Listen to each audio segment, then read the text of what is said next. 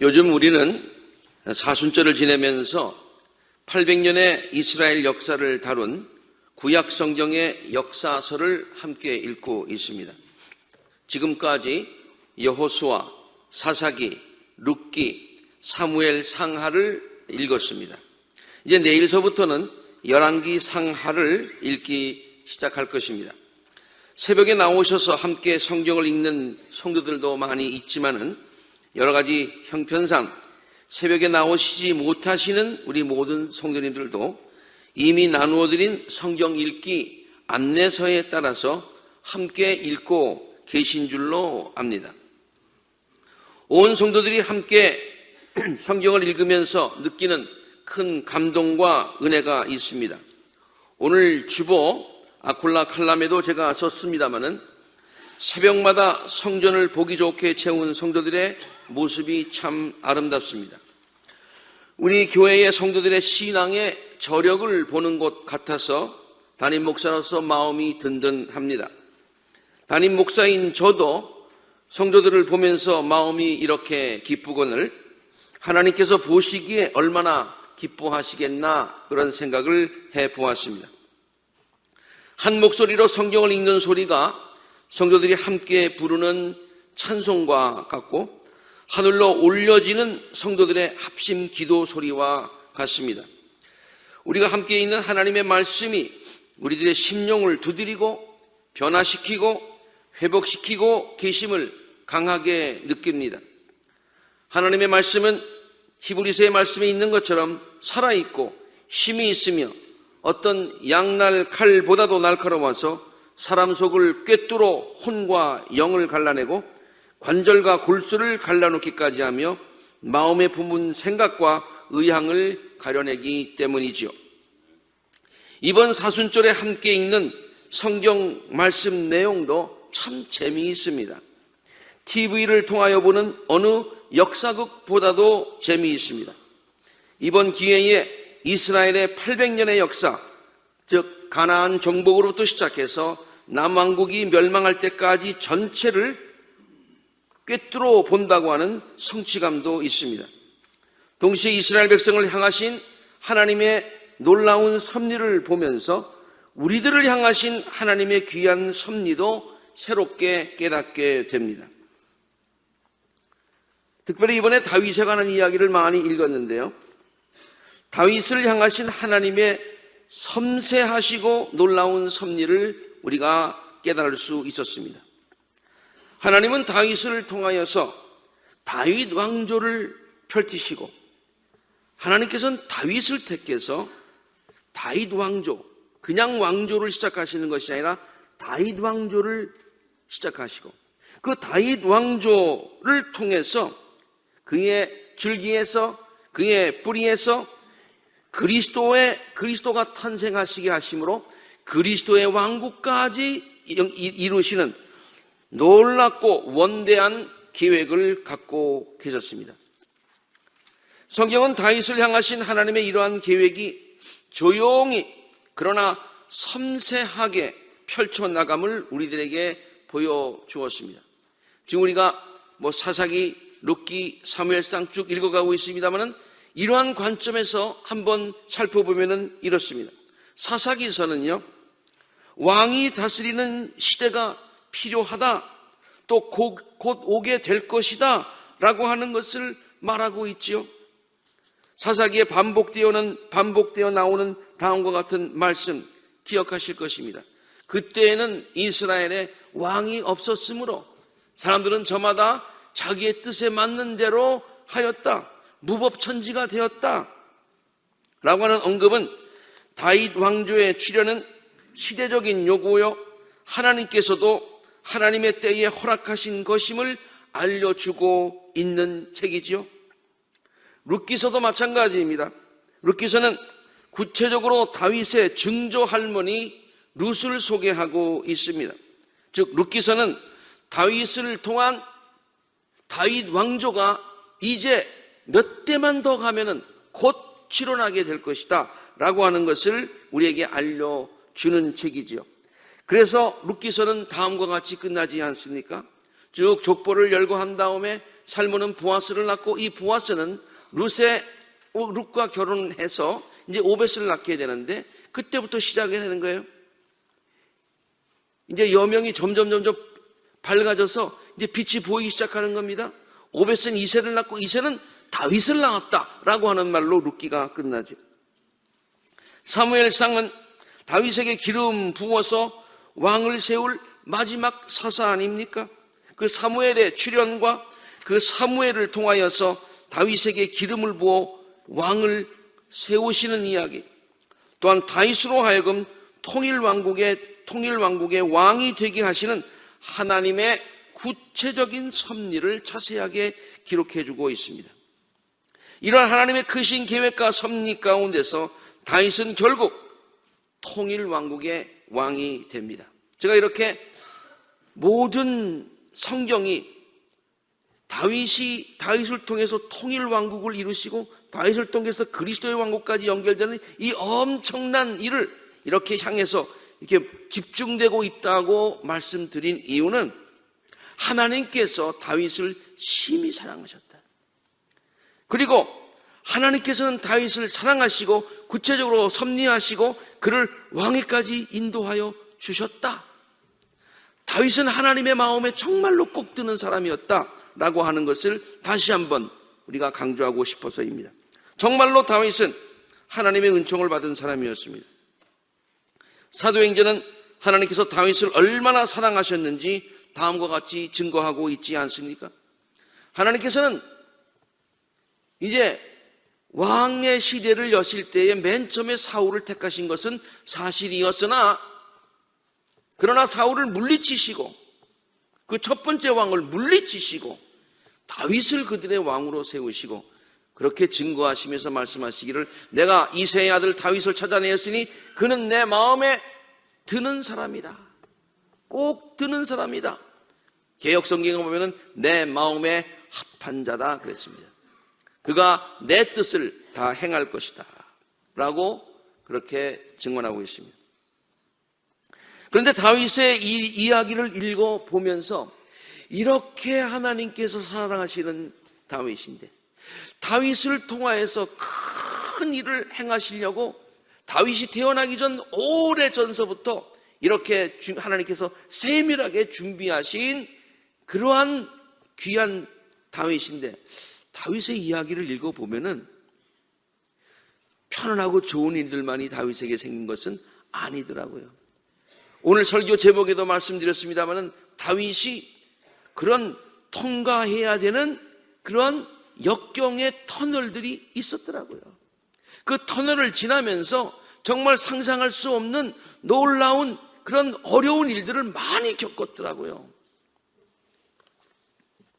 그래서 한번 이번에 설교를 준비하면서 또 이번에 성경을 같이 쭉 읽어보면서 한번 리스트를 작성해 봤습니다.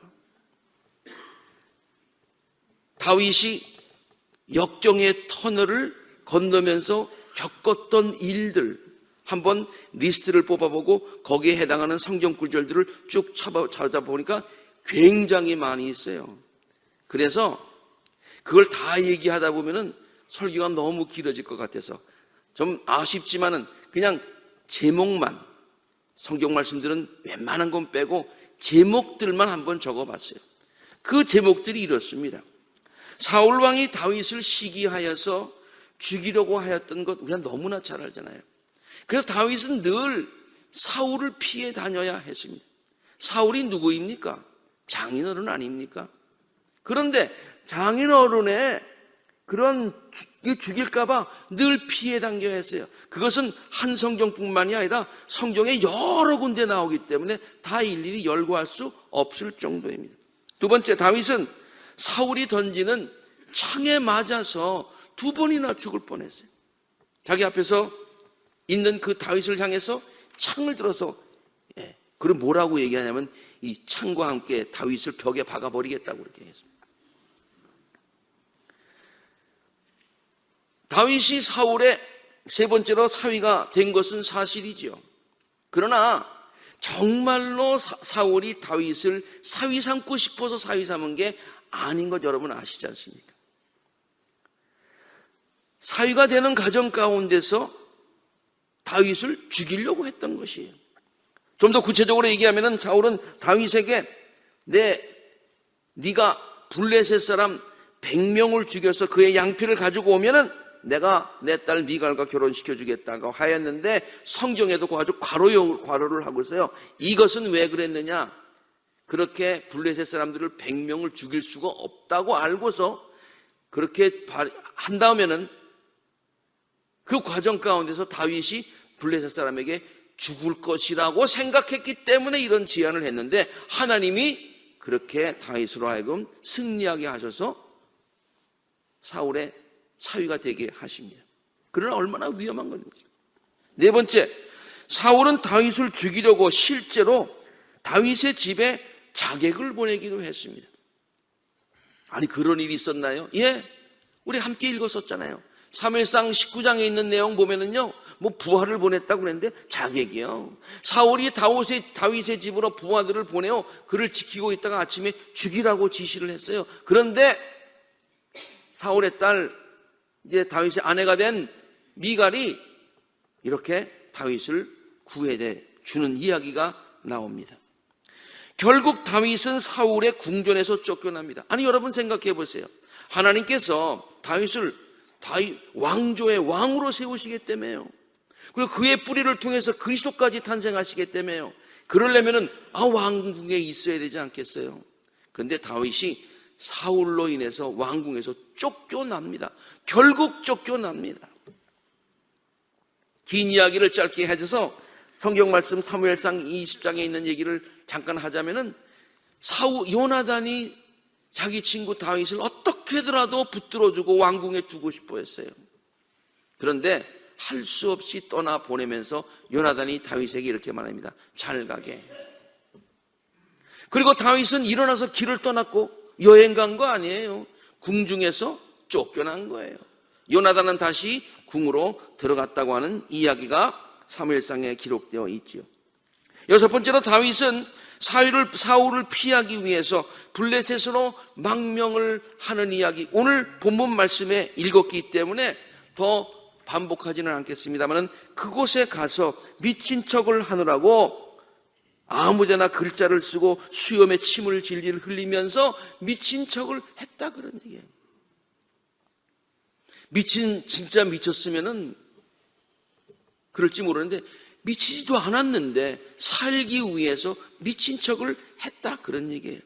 그리고 오늘 본문 말씀 뒤에 읽어보면은 자기 부모는 한때는 원수의 땅이었던 그 모압의 부모를 맡길 수밖에 없었던 그러한 어려움을 당했다는 얘기예요. 오늘 사무엘상 21장에서 우리가 저렇게 망명 가서 어려움을 당했던 이야기를 했는데 그것이 한 번이 아니었습니다. 사무엘상 27장에 보면은 또 망명을 하는 것을 볼 수가 있어요. 이번에는 부하 600명을 거느리고 아기스 왕으로 망명하는데, 그 아기스 왕의 부하들이, 장군들이 다윗이 망명해 온 것을 의심하면서 시기하면서 질투하면서, 그래서 다윗은 그 가운데서 서바이브 하느라고, 생존하라고 애쓰는 그런 모습을 우리가 27장에서 찾아볼 수 있습니다. 그러나 하나님께서는 이렇게 저렇게 그 모든 과정 가운데 역사하셔서 결국 다윗이 왕이 되게 하십니다. 그러나 통일왕국의 왕이 된 것은 아니었습니다. 왜냐하면 사울을 따르던 자들이 사울의 집안에서 사울의 아들 이스보셋을 찾아서 그를 왕으로 세웠기 때문이죠. 그래서 다시 통일왕국의 왕이 되기까지 어려운 과정을 거치게 됩니다. 사울이 죽었음에도 불구하고 통일왕국의 왕이 되지 못했어요. 겨우 유다 지파에서 그를 왕으로, 헤브론에서 왕으로 삼지요. 그리고 대부분의 사울 집안은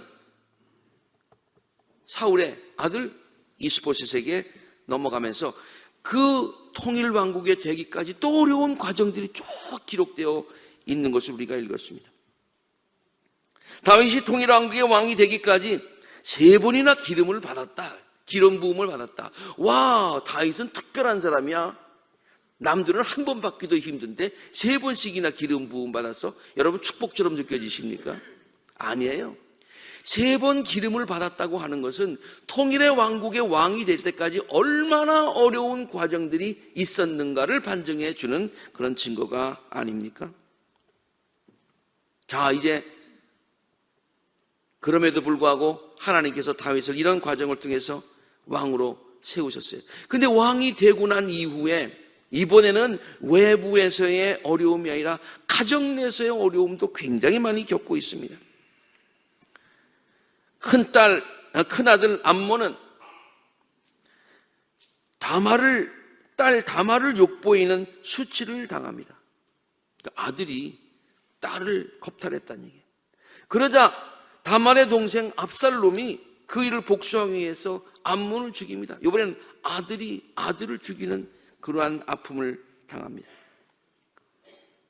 무엇보다도 다윗이 겪었던 고통 중에서 가장 큰 것은 사랑하는 아들 압살롬이 반역을 일으킨 사건이었을 것입니다. 굉장히 사랑했는데, 굉장히 믿었었는데, 이 일로 인하여서 다윗은 왕궁을 버리고 요단강 동쪽으로 피난길에 나서야 했습니다. 피난길에 나섰어요. 그리고 궁에 남겨두었던 자기의 후궁들이 아들 압살롬으로부터 욕을 당합니다.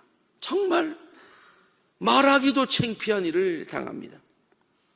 피난길에 옛날 일인데 사울의 집안에 있었던 그 어떤 사람, 그 시므이라고 하는 사람이 도망가는 다윗을 보면서 아주 심한 말로 저주를 하고 그리고 돌을 던집니다.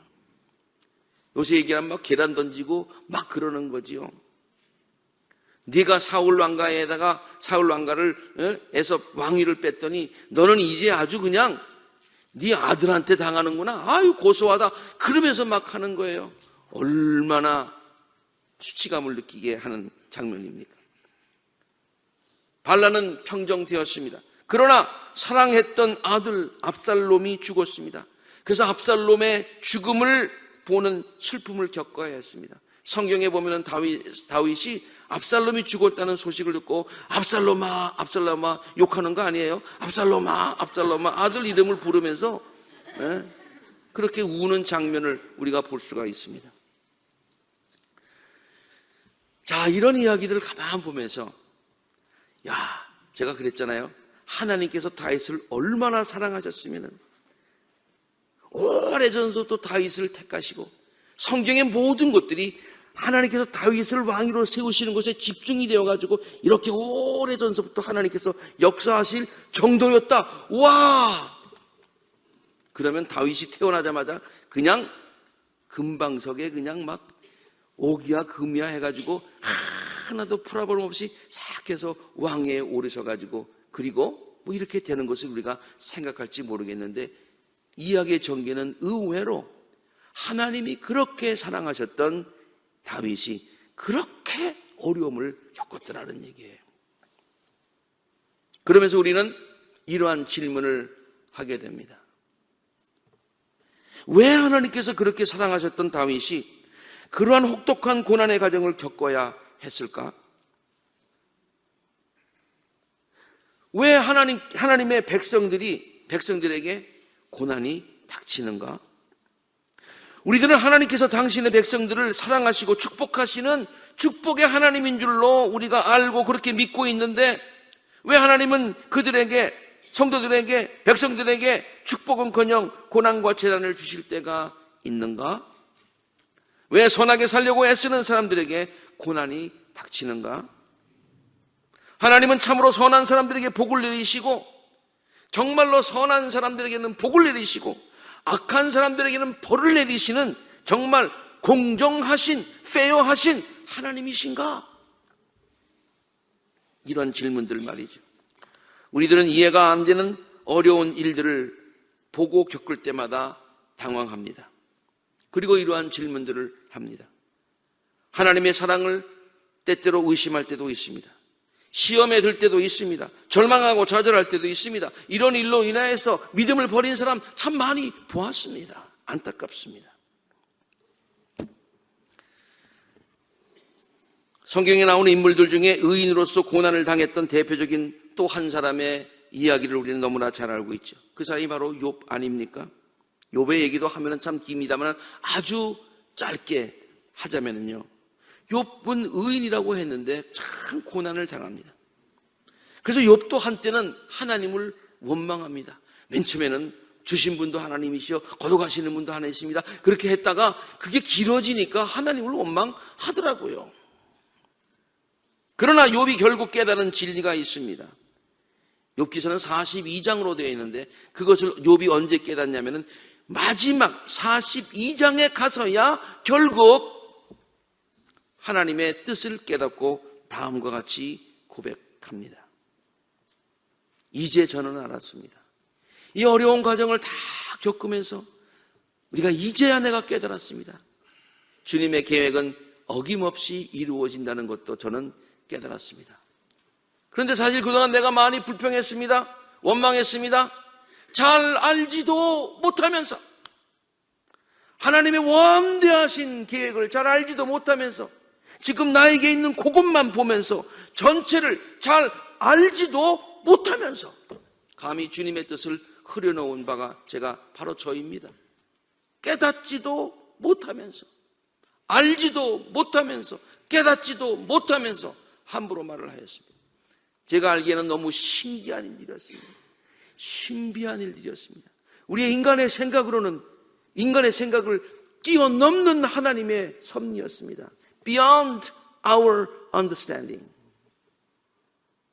그러므로 이제 제 주장을 거두어 드리고요, 티끌과 제 위에 앉아서 회개하렵니다. 욥이 고백하였던 것처럼 하나님께서 우리들에게 주시는 고난의 의미를 1차원적인 생각을 가지고 마음대로 해석을 해서는 안 되겠죠. 잘 알지도 못하면서 감히 주님의 뜻을 흐려놓아서는 안 됩니다. 깨닫지도 못하면서 함부로 말을 해서는 안 됩니다. 고난을 통하여서 우리들의 삶에 역사하시는 하나님의 귀한 섭리를 깨닫지 못하면서 하나님을 원망하며 또한 좌절해서는 안 되는 줄로 압니다. 성경은 이러한 상황에 처한 우리 모든 성도, 그러한 상황에 처할 수 있는 우리 모두에게 다음과 같은 말씀으로 명령합니다. 너희는 가만히 있어라. 가만히 있어서 내가 하나님 됨을 알지어다. 가만히 있어서 있으라는 말은 아무것도 하지 말고 넋놓고 있으라는 말은 절대로 아닙니다. 어려움을 당했다고 안절부절하지 못하고 초조해하며 불안해하지 말라는 말이지요. 오히려 더욱더 차분한 마음으로 하나님을 가만히 있어서 신뢰하라는 말이죠. 그러면 하나님은 결국에 당신이 하나님 되심을 우리에게 보여주신다는 말씀인 줄로 믿습니다. 내가 원하는 때에 하나님께서 응답하지 않으신다고 초조해하지 말고요, 내가 원하는 방법으로 이루어지지 않는다고 불안해하지도 말아야죠. 하나님은 반드시 당신의 백성에게 응답하여 주십니다. 그러나 응답하실 때에 하나님의 때에 하나님의 방법으로, In His time, in His way. 자, 사랑하는 성도 여러분, 우리들의 삶에 때때로 이해하지 못할 고난이 닥칠 때가 있지요. 하나님의 뜻대로 살려고 노력하였는데도 어려운 일이 닥칠 때가 있지요. 이민생활의 어려운 삶 가운데서 하나님의 말씀에 순종하며 11조 생활하고 새벽마다 하나님께 기도를 드리고 최선을 다해서 교회를 위해 봉사하였는데도 어려운 일을 당할 때가 있지요. 우리 지동교 전도사님이에요. 근데 부쩍 당했어요. 그럴 수 있지요. 누구에게나 어려움이 닥칠 수 있지요. 그래서 하나님을 원망하고 싶을 때도 있지요. 그러나 그러한 어려운 일을 당할 때마다 안절부절 못하고 초조하고 불안해하지 말고 오히려 더욱더 차분한 마음으로 하나님을 신뢰할 수 있게 되기를 바랍니다. 그래야 우리들의 삶 속에 하나님의 참 하나님 되심을 경험할 수 있게 되기를 간절히 바랍니다. 다윗과 욥이 겪어야 했던 고난을 한번 생각해 보시기 바랍니다. 그들은 우리보다 훨씬 더 하나님께로부터 의롭다고 인정받았던 사람들이었어요. 그럼에도 불구하고 우리보다 훨씬 더 큰 고난과 역경을 당하였습니다. 더욱이 다윗과 욥뿐만 아니라 예수님을 한번 생각해 보세요. 죄가 없으심에도 불구하고 고난의 길을 가셔야 했습니다. 이러한 가운데서 하나님의 섭리를 굳게 믿으며 고난 중에서도 바울처럼 다음과 같이 고백할 수 있었으면 참 좋겠습니다. 우리는 하나님을 사랑하는 사람들, 곧 하나님의 뜻대로 부르심을 받은 사람들에게 시작, 모든 일이 서로 협력해서 선을 이룬다는 것을 압니다. 로마서 8장 35절에서 39절도 바울의 확신에 찬 고백입니다. 여기 있는 것들은요, 그냥 바울이 나열한 게 아니에요. 다 겪은 것들입니다. 환난, 곤고, 핍박, 굶주림, 헐벗음, 위협, 칼 다 겪었어요. 그러면서 누가 우리를 그리스도의 사랑에서 끊겠습니까? 나는 확신합니다. 죽음도 삶도 천사들도 권세자들도 현재일도 장래일도 능력도 높음도 기쁨도 그 밖에 시작 어떤 피조물도 우리를 우리 주 예수 그리스도 안에 있는 하나님의 사랑에서 끊을 수 없습니다. 다윗에게 이러한 믿음이 있었습니다. 그래서 고난의 긴 터널을 지내면서 절대로 하나님을 원망하지 않았습니다. 제가 이번 설교를 준비하면서요, 다시 한번 그동안 읽었던 거 쭉 다시 한번 봤어요. 혹시라도 그런 과정 가운데서 다윗이 하나님을 원망했던 구절이 있는가? 제 성경에는 없던데 여러분 성경에는 있던가요? 네, 없더라고요. 오히려 그 안에서 하나님의 귀한 뜻을 찾으려고 애를 쓰는 것은 여러 군데서 찾을 수가 있었습니다. 하나님은 그러한 다윗을 결국 높여주셨습니다. 그의 왕권을 더욱더 든든하게 해 주셨습니다. 그래서 다윗은 그 모든 시련의 터널을 지난 뒤에 다음과 같이 고백하며 하나님을 찬양합니다. 이것이 사무엘하 22장에 나오는 말씀인데요, 사무엘하 22장의 다윗의 고백은 아주 설명을 이렇게 하고 있어요. 주께서 다윗을 그 모든 원수의 손과 사울의 손에서 건져 주셨을 때에 다시 바꾸어 얘기해서 다윗이 그 고난의 터널을 다 통과하고 난 후에 다윗이 이 노래로 주님께 아뢰었어요. 그러면서 이렇게 찬양을 합니다. 다 통과하고 난 후에 주님은 나의 반석, 나의 요새, 나를 건지시는 분, 나의 하나님은 나의 반석, 내가 피할 바위, 나의 방패, 나의 구원의 뿔, 나의 산성, 나의 피난처, 나의 구원자이십니다. 주께서는 언제나 나를 포악한 자에게서 구해 주십니다. 나의 찬양을 받으실 주님, 내가 주님께 부르짖었더니 주님께서 나를 원수들에게서 건져 주셨습니다. 할렐루야, 감사합니다. 모든 문제가 해결되었으니 감사합니다. 나를 세워주셨으니 감사합니다. 기도 응답하여 주셨으니 감사합니다. 이런 찬송을 결국에 가서 했다고 하는 거예요. 우리들에게도 다윗과 같은 믿음이 있게 되기를 바랍니다. 그래서 다윗처럼 결국에 가서 하나님의 놀라우신 은혜를 찬양하며 감사하게 되는 복된 성도님들이 되시기를 주의 이름으로 축원합니다. 기도하시겠습니다.